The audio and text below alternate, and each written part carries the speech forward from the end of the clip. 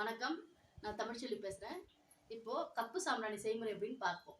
Cup சாம்பிராணி செய்கிறதுக்கு உதிரி மாவு கிடைக்கும், நம்மகிட்டே கிடைக்கும் உதிரி மாவு.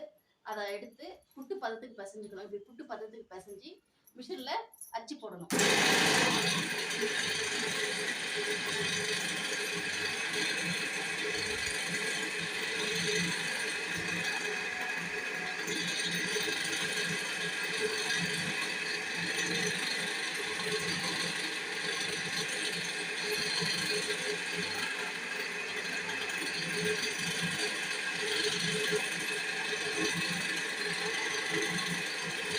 நான் வேலைக்கு வந்திருக்கிற வத்தி கம்பெனி இவங்க இப்போது யூடியூப்பில் போட ஆரம்பிச்சிருக்காங்க. என்கிட்ட என் சேனல்லையும் போட சொல்லியிருக்காங்க. அதனால் நான் போடுறேன்.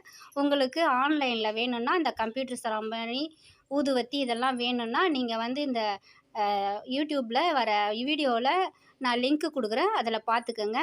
ஃபோன் பண்ணுங்கள். ஃபோன் நம்பரும் கொடுக்குறேன். வேணும்னா ஆர்டர் பண்ணுங்கள். கொரியர்லேயும் வரும். நீங்கள் பே பண்ணிவிடுங்க.